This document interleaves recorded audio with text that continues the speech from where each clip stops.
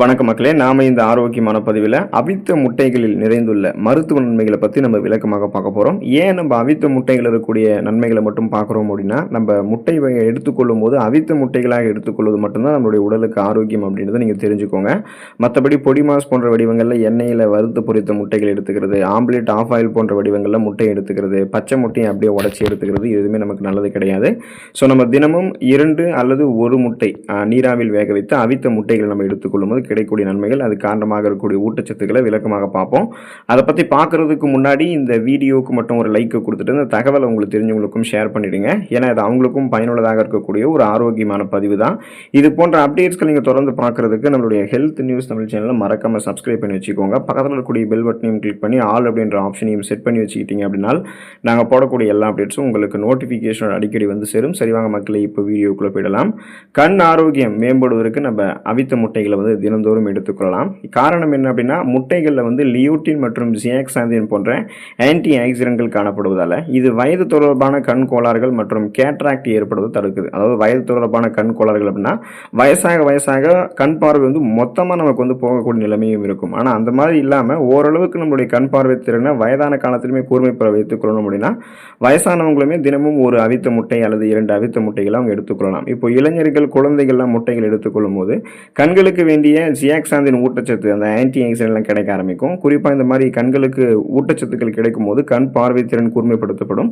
கண்கள் சார்ந்த பல்வேறு வகையான பிரச்சனைகள் வந்து வராமல் தடுக்கப்படும். இதயம் ஆரோக்கியமாக இருக்கிறதுக்கு நம்ம வந்து முட்டை எடுத்துக்கலாங்க. முட்டை சாப்பிட்றது அப்படின்றது நம்முடைய உடலில் நல்ல கொலஸ்ட்ரால்ஸ்லாம் வந்து அதிகரித்து இதயத்திற்கு தீங்கு விளைவிக்கக்கூடிய கெட்ட கொலஸ்ட்ரால்ஸ், அந்த கெட்ட கொழுப்புகளை குறைக்கிறது. ஸோ இப்போ இதயம் ஆரோக்கியமாக இருக்கணும் அப்படின்னா நல்ல கொழுப்பு மட்டுமே நம்மளுடைய உடலுக்கு போதுமானது. கெட்ட கொழுப்புகள்லாம் நமக்கு இருக்கக்கூடாது. அப்போது கெட்ட கொழுப்புகள் எங்கே இருக்கும் அப்படின்னு பார்த்தீங்கன்னா, இதயத்துக்கு வேண்டிய ரத்த ஓட்டம் இதை ரத்த நாளங்கள் வழியாக போகும். அந்த ரத்த நாளங்களில் கெட்ட கொழுப்புகள் படிஞ்சிருக்கும். அப்படி ரத்த நாளங்களில் கெட்ட கொழுப்புகள் படிஞ்சிருந்தது அப்படின்னா இதயத்திற்கு போதுமான அளவுக்கு ரத்த ஓட்டம் கிடைக்கிறது அந்த கொழுப்புகள் வந்து தடையாக்கும். அப்போ பார்த்தீங்கன்னா அந்த கொழுப்பு படிவுகளை அகற்றணும்னா நம்ம முட்டையை எடுத்துக்கலாம். ஸோ அந்த கெட்ட கொழுப்புகள் அகற்றப்பட்டு இதயம் ஆரோக்கியமாக இருக்கிறதுக்கு வேண்டிய நல்ல கொழுப்புகள் மட்டுமே கிடைக்கும். இதனால் ரத்த நாளங்கள் வழியாக ரத்த ஓட்டம் இதயத்துக்கு சீரான அளவில் கிடைக்கிறதால இதய துடிப்பும் சீரான அளவில் இருக்கிறதால மாரடைப்பு, பக்கவாதம், இதய தமனிகளில் வீக்கம் ஏற்படுதல், இதய தசைகள் வலுவிழந்து போகுதல் போன்ற எந்த பக்க விளைவுகளுமே இருக்காது. இதயம் நமக்கு பன்மடங்கு பலம் பெறும்.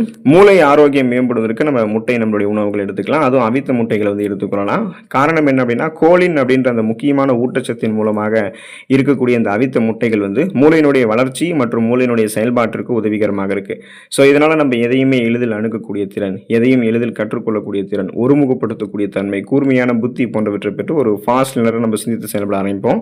இதனால தான் குழந்தைகளிலிருந்து முதியவர்கள் வரைக்கும் அந்த முட்டைகளை வந்து எடுத்துக்கொண்டாங்க அப்படின்னா மூளை ஆரோக்கியம் சிறப்பாக இருக்கும். இப்போ வயதானவர்களுக்கு மறதி அப்படின்றது முழுவதுமாக நம்ம நிறுத்த முடியாது. ஆனால் அதை வந்து கட்டுப்படுத்தலாம். ஸோ வயதானவர்களும் முட்டை சாப்பிடும் போது ஓரளவுக்கு அவங்களுக்கு மறதி வந்து கண்ட்ரோலாக தான் இருக்கும். இளைஞர்கள் வந்து முட்டை எடுத்துக்கிட்டாங்க அப்படின்னா சிந்தித்து செயல்படக்கூடிய ஆற்றல் திறனை அவங்க வந்து பெறுவாங்க. நோய் எதிர்ப்பு சக்தி திறனை மேம்படுத்தக்கூடியது முட்டை. ஸோ இப்போ நமக்கு பல்வேறு விதமான நோய்கள் ஏற்படுவதற்கான காரணமே என்ன அப்படின்னா, நம்முடைய நோய் எதிர்ப்பு சக்தி திறன், அந்த இம்யூன் பவர் வந்து குறைஞ்சிருக்கிறதால தான். ஸோ இதனால தான் நமக்கு அடிக்கடி சளி, காய்ச்சல், இருமல், தலைவலி இந்த மாதிரி சாதாரணமான நோய்களும் ஏற்படும்.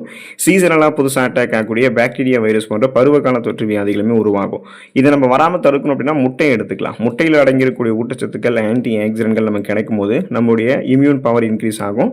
இதன் மூலமாக நமக்கு இருக்கக்கூடிய சாதாரணமான நோய்களையுமே நம்ம குணப்படுத்திக்கலாம். சீசனலாக புதுசாக அட்டாக் ஆகக்கூடிய பாக்டீரியா, வைரஸ் போன்ற அந்த பருவகால தொற்று வியாதிகளுமே நமக்கு வராது. அதாவது புதுசாக ஒரு நோய் கிருமி தாக்கத்தால் நமக்கு எந்த நோய்களுமே ஏற்படாது. நம்ம நோய் எதிர்ப்பு மண்டலத்தை வலுப்படுத்தி ஆரோக்கியமாக இயங்குவதற்கெல்லாம் முட்டை நமக்கு ஹெல்ப் பண்ணும்.